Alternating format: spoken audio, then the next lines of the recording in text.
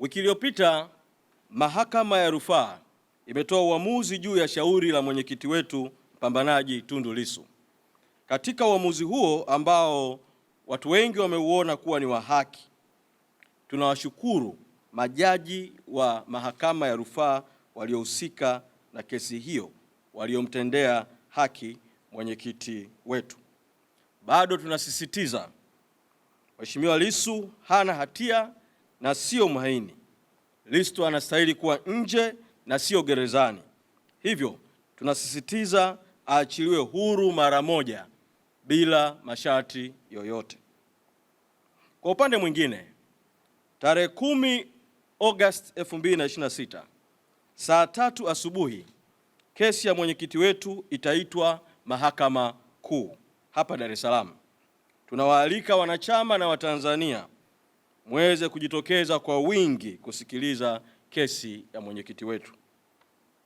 3. Siku ya tarehe 30 mwezi Julai mwaka 2026, sote tumemsikia Samia Suluhu Hassan, mwenyekiti wa CCM, katika hotuba yake aliyoitoa alipokuwa akizungumza na viongozi wa vyama vya siasa Ikulu jijini Dar es Salaam. Alisema kwamba kuna mwenzetu anaendelea kutafakari, naye anaendelea kupokea msukumo, condition na matakwa yake. Ni dhahiri kwa kuwa maneno haya yalitolewa kukiwa na vyama 18, chama kimoja tu Chadema kikiwa hakipo. Tunaamini maneno haya yanamaanisha moja kwa moja kuwa aliyeitwa mwenzetu ni Chadema na mwenyekiti wake Tundu Lissu, kwa sababu vyama vya siasa vilivyohudhuria vingine vyote vilikuwepo na viongozi wake walikuwepo. Tungependa kusisitiza kwa umma wa Tanzania, msimamo wa chama unabaki kuwa wazi. Tunataka mwenyekiti wetu aachiliwe huru. Tunataka ukweli, haki na uwajibikaji katika matukio yaliyotokea tarehe 29 Oktoba 2025 na siku zilizofuatia, na tunataka na Watanzania wanataka uchunguzi huru na unaoaminika kuhusu matukio hayo. Pia ni ukweli usiopingika kwamba Watanzania hivi sasa, ikiwemo wanachadema, tunataka katiba mpya ambayo itatoa fursa ya kuwa na vyombo vya haki, fursa ya kuwa na uhuru wa mihimili, fursa ya kuwa na uchaguzi huru na haki, na fursa nyingine nyingi za kidemokrasia. Hayo ni mambo ambayo sisi tunayasimamia na mengine ambayo tumeyatamka kwa nyakati mbalimbali kupitia maazimio ya kamati kuu ya chama mwezi Disemba 2025, mwezi Aprili na Mei 2026, mwezi Julai 2026. Kuhusu kauli ya Samia Suluhu Hassan, mwenyekiti wa CCM, juu ya kuunda tume ya maridhiano kuanza kazi ya kushughulikia masuala ya katiba, tunaiona kauli hii akiwa anaitoa huku chama kikuu cha siasa kikiwa hakipo. Anaitoa huku mwenyekiti wa chama kikuu cha siasa akiwa gerezani. Tunaiona kauli hii ina lengo tu ya kutengeneza taswira isiyokuwa ya kweli kwamba mazungumzo yameanza katika taifa letu. Hivyo sisi kama chama tunasisitiza kwamba mwenyekiti Lissu wala chama hatujawahi kuwa na makubaliano yoyote ya siri wala ya kificho. Misimamo yetu imekuwa hadharani muda wote, na misimamo hiyo imekuwa ikitolewa na vikao vya kamati kuu na maazimio yamekuwa yakitangazwa hadharani. Mwisho, Chadema tunaendelea kusisitiza msimamo wetu wa kutoa mwito kwa jumuiya za kimataifa, hususan Jumuiya ya Madola, Bunge la Congress la Marekani na vyombo vingine, Jumuiya ya Nchi za Ulaya, Umoja wa Kusini mwa Afrika SADC, Umoja wa Afrika AU na Umoja wa Mataifa UN, pamoja na taasisi zingine za kitaifa, kikanda na kimataifa, kuendelea na hatua mbalimbali zilizokusudiwa kuhakikisha Tanzania inazingatia utawala wa kidemokrasia sanjari na hitaji la kupata katiba mpya na uchunguzi huru na uwajibikaji na haki juu ya matukio ya tarehe 29 Oktoba na siku zilizofuatia. Aidha, Chadema kwa niaba ya Watanzania tunalaani na kukemea hotuba ambazo zinaonyesha kuremba hali ya kisiasa nchini kuwa ni nzuri, wakati hadi hivi sasa wanachama na viongozi wa Chadema wamekamatwa na wako magerezani kwa kusingiziwa kesi mbaya za ugaidi na tuhuma nyingine zisizokuwa na dhamana. Huu ni udhalimu na ukatili katika nchi. Tunataka wanachama na viongozi wetu waliokamatwa na kuambikiziwa kesi za uongo waachiliwe haraka, kwa sababu uonevu huu unaendelea kupanda uchungu kwa Watanzania, chuki na visasi, hali ambayo ni hatari kwa mustakabali wa mbele na mbali wa nchi yetu. Tunaamini kesi hizi zinastahili kufutwa kwa sababu ni kesi za uonevu. Tunarejea tena kutahadharisha kwamba na kusisitiza msimamo wetu kwamba mashambulizi yanayoendelea kutoka kwa watawala haramu na batili na vyombo vyao na mamluki wao dhidi ya Chadema na viongozi wake hayataturudisha nyuma katika safari ya kutafuta haki kwa ujasiri na umoja, kwa nguvu ya umma na nguvu ya Mungu mpaka ushindi upatikane. Wanahabari, karibuni. Baada ya utangulizi huo na tamko hilo la awali na hotuba hiyo ya awali, sasa nimkaribishe mkurugenzi wa mawasiliano kupokea maswali ambayo tutayajibu yote kwa pamoja.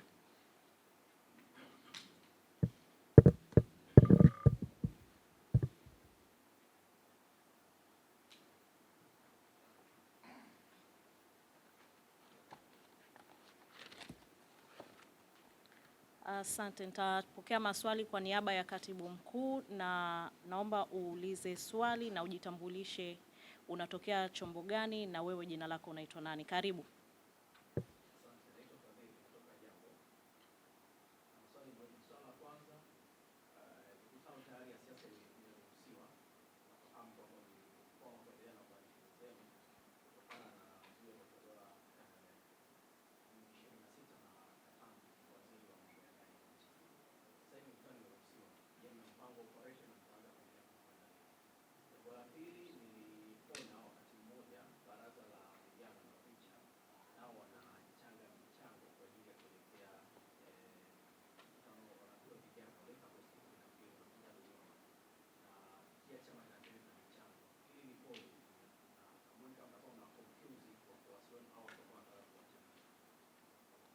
Asante Fadhili. Swali lingine? Karibu.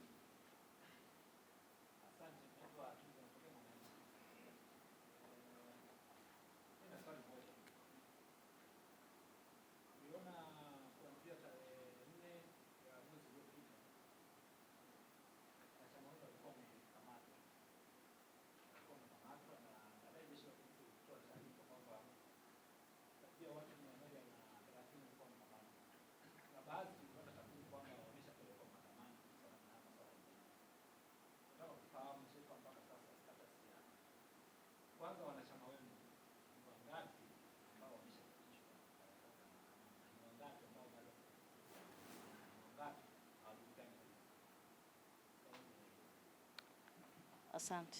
Asante, hiyo ni Mwananchi. Kuna swali lingine? Maswali ni matatu tu, Mheshimiwa Katibu Mkuu, karibu kujibu maswali.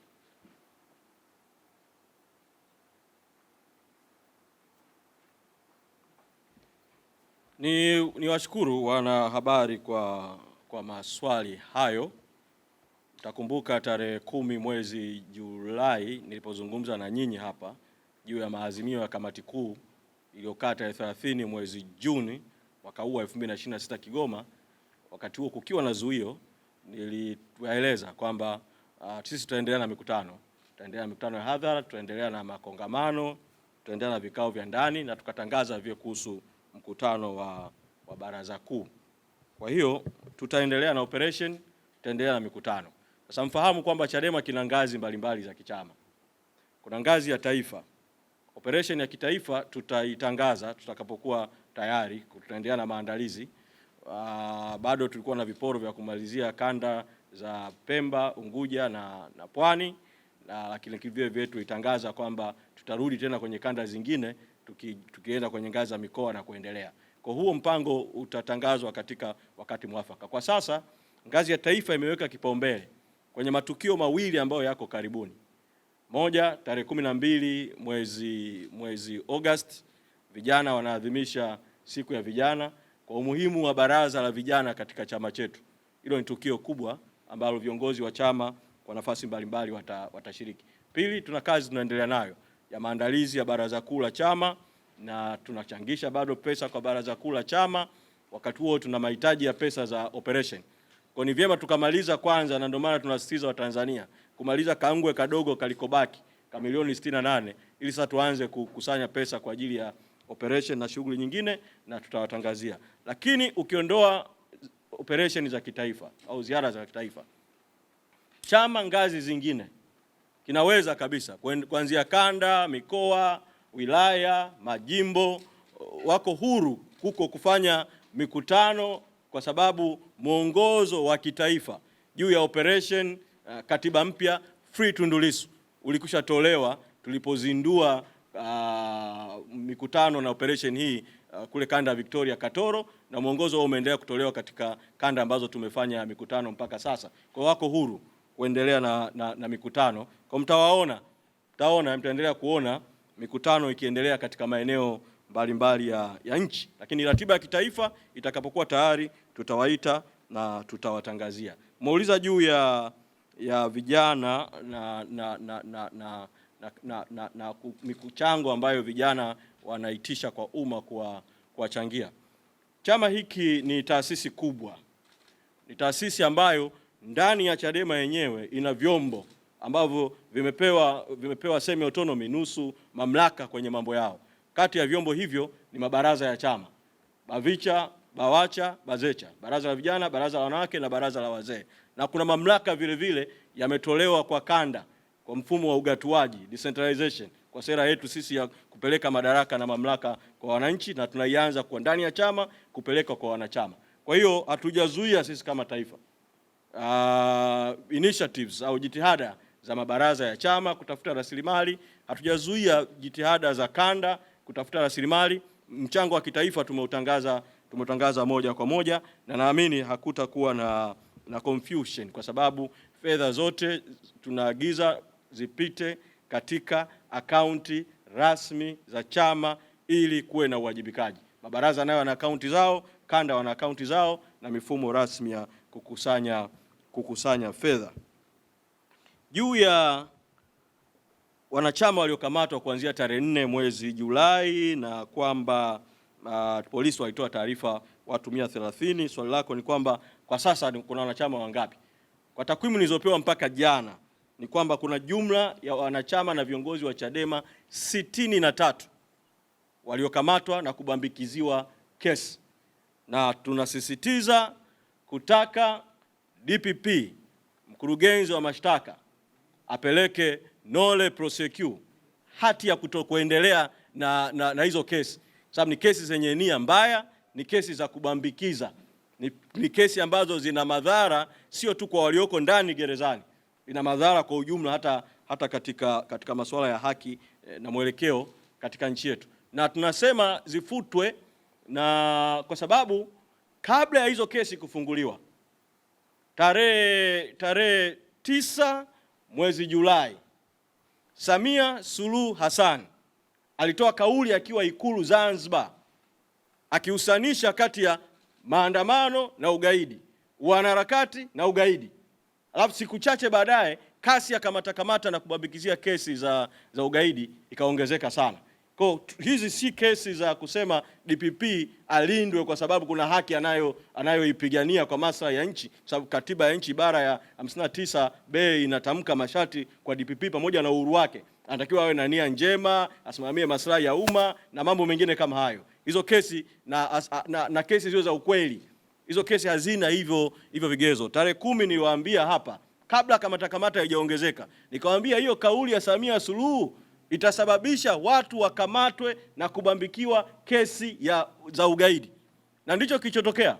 Kwa ni mfumo mzima. DPP tunamsema Mwakitalu kwa sababu tu ndio ameshikilia mikoba kwa katiba na sheria ya kupeleka mashauri mahakamani, lakini tunajua kesi zimeanzia kwa polisi kwa maana ya IGP Wambura na timu yake. Kesi zimeanzia kwa ofisi ya DCI, mchunguzi wa makosa ya jinai. Tunafahamu vile vile kwamba kesi nyingine vile vile zina mikono ya idara ya usalama wa taifa katika kuambikizia kesi, wakidhani kwamba kwa kufanya hivyo ndio wanamsaidia Suluhu kupata suluhu, lakini kumbe hizo kesi zinageuka kuwa ni silaha ya mapambano dhidi ya Chadema.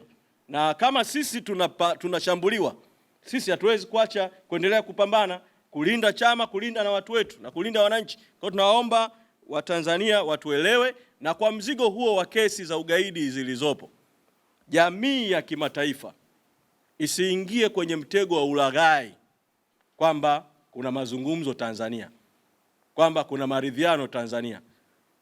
Huwezi kuzungumza, mdomo unazungumza mazungumzo, unazungumza maridhiano, matendo yamefungua silaha ya kesi za ugaidi, weaponization of the court system. Mahakama zinatumika tu kama nyenzo ya kuwashikilia watu kuwapeleka magerezani. Jambo hili halikubaliki ndani ya nchi na halipaswi kukubalika kimataifa. Na Samia wakati anazungumza ametumia nukuu akasema responsibility and prosperity, kwamba prosperity inatanguliwa na responsibility. Kwa hiyo ninataka kusema kwamba responsibility juu ya Tanzania haiko kwa Samia Suluhu Hassan peke yake na serikali haramu, batili, katili iliyoko madarakani. Responsibility ni ya wote, Watanzania wote, na responsibility vile vile ni ya jamii ya kimataifa, ambapo Tanzania imesaini mikataba ya kikanda na kimataifa. Kwa hiyo kunahitajika international responsibility, responsibility ya UN, responsibility ya SADC, responsibility ya African Union, responsibility ya EU, responsibility ya mdau yoyote wa kimataifa ambaye anajua masharti ya kimkataba ya kimataifa ambayo Tanzania imeingia, atimize wajibu kwa kadiri anavyoweza kuutimiza. Ni responsibility vile vile ya ndani.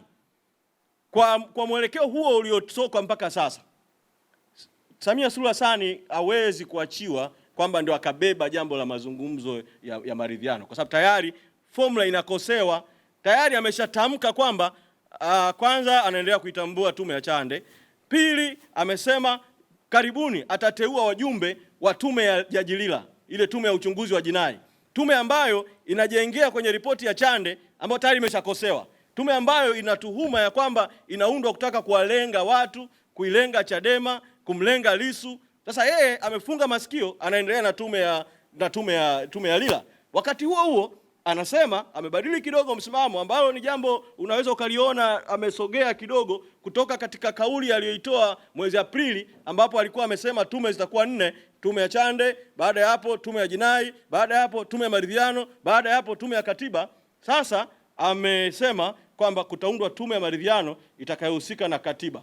Kwa ukisikiliza kijuujuu unaweza kudhani sasa mchakato wa katiba unaanza, lakini haya yanatolewa wakati Lissu yuko gerezani, na Lissu ni kiunganishi cha Watanzania wengi sana.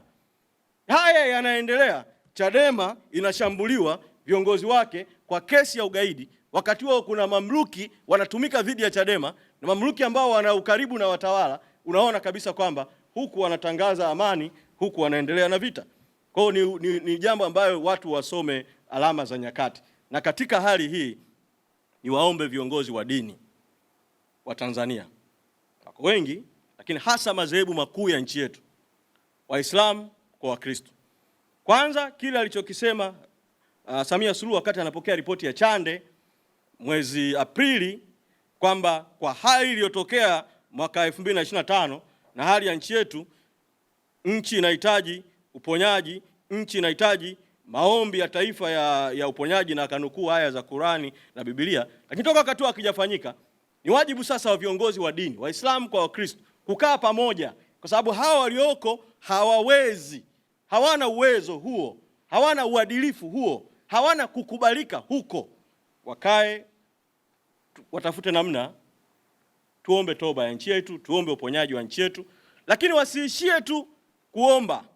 Tumuombe Mwenyezi Mungu atende miujiza yake ya haki. Lakini wakati huo viongozi wa dini wana mamlaka, wale wenye kuheshimika, wale wenye kuishi haki na uadilifu, wana mamlaka ya kuwa wapatanishi wa haki wa ndani, wasuluhishi wa haki wa ndani, ili waweze kushirikiana na wapatanishi na wasuluhishi wengine wa kimataifa kutafuta namna ya kutoka kama taifa. Ni vyema tukazisikia sauti za viongozi wa dini na sio sauti tu za maneno. Ni vyema vile vile tukaona jitihada. Tunawashukuru kwa nyakati mbalimbali, wako ambao wameonyesha jitihada nyingi sana, lakini nawaomba msichoke. Nchi bado inawahitaji. Misimamo yenu dhidi ya batil ya kutaka haki inahitajika. Sauti yenu ya kinabii inahitajika. Niwaombe sana viongozi wa dini nao waweze kuendelea kutimiza wajibu walioanza, na wale ambao hawakuanza waanze, kwa sababu jambo hili, mambo haya yanayoendelea sio ya Chadema na CCM pekee. Haya ni mambo ya nchi, na ukishazungumza mambo ya nchi, viongozi wa dini na viongozi wa kiroho ambao kwa imani zetu tunaona ni wawakilishi wa kazi ya Mungu hapa duniani, wana wajibu na hilo ni ombi kwao. Wafahamu tu kwamba, nimalize kwa ufupi kwenye hili, nilisema juu ya msimamo wa mwenyekiti Tundu Lissu ni ule msimamo wa chama, na sisemi haya kwa kuyasema tu kwa nasibu. Pamoja na kuwa tumezuiwa kumuona gerezani, hatukutoa kauli toka tarehe 30 rais alivyozungumza, kwa sababu rais alitumia maneno akasema, na nukuu alichokisema, kuna mwenzetu mmoja bado anaendelea kutafakari, tunaendelea kupokea misukumo yake, condition zake, matakwa yake. Akaendelea, ndio mambo yanavyoendeshwa katika nchi. Katika hali ya kawaida sisi viongozi wa Chadema tulioko nje tuliona hii kauli haituhusu, kwa sababu hatujawahi kuanza kutafakari, kwa maana kama vile kubadilisha msimamo au nini. Hatujakaa kikao cha chama kutofanya hiki. Kwa rais hakusema kitu sahihi, hakusema kitu sahihi kabisa kuhusu Chadema. Lakini kwa sababu hakutaja Chadema, akasema labda pengine hiyo tafakari mbadala inamhusu mwenyekiti Tundu Lissu gerezani. Kafanya utaratibu wa kujua msimamo wa mwenyekiti ni upi. Kwa siku kadhaa tukapata moja, toka azungumze na aliyekuwa rais wa Malawi Chakwera, aliyekuja kwa niaba ya UN. Hakuna msuluhishi au mtu mwingine aliyefanya mazungumzo naye, ikiwemo wa serikali. Kwa hoja ya kutafakari haihusiki kabisa. Hilo la kwanza. La pili, amesema position ya chama ibake pale pale, na kama nitatumia neno lake, ule moto uendelee, ule moto uendelee. Kwa hiyo hii ya kutafakari si kweli kwa Chadema, wala si kweli kwa mwenyekiti Tundu Lissu. Na niwaombe wa Tanzania mumuombee mwenyekiti Tundu Lissu. Sababu taarifa nilizozipata hapa mwisho ni kwamba hali yake ya kiafya kwa kiwango fulani haiko vizuri. Kwa kawaida alikuwa ana uwezo wa kuzunguka kwenye mazoezi kwa siku, alikuwa anasema kwamba anazunguka raundi 50 kwa mazoezi ya kuzunguka. Lakini sasa anazunguka raundi 20 peke yake kwa sababu ya maumivu makubwa ya nyonga na maeneo mengine ya nchi. Tumwombee mwenyekiti Tundu Lissu, tujitokeze kwa wingi kumuona mahakamani atakapoletwa tarehe 10 mwezi Agosti. Lakini ufumbuzi wa jambo hili ni rahisi sana. wala hakuna sababu ya kupoteza muda wa mahakama na kupoteza muda wa Watanzania mahakamani. Ni mkurugenzi wa mashtaka tu kufanya kama kile alichokifanya wakati mwaka 2021 mpaka 2022 aliyekuwa mwenyekiti wetu wakati huo mwenyekiti Freeman Mbowe alipobambikiwa kesi ya ugaidi, akawa gerezani kwa miezi. Baadaye ukweli na hekima ikatawala, kesi ikafutwa. Sasa ukweli huo huo na hekima itamalaki hapa. Tusiendelee kuzungumza chochote bila kwanza kesi ya mwenyekiti Tundu Lissu kufutwa, awe huru. Tukae vikao kama chama, tujipange kwenda mbele. Asanteni sana na Mwenyezi Mungu awabariki sana.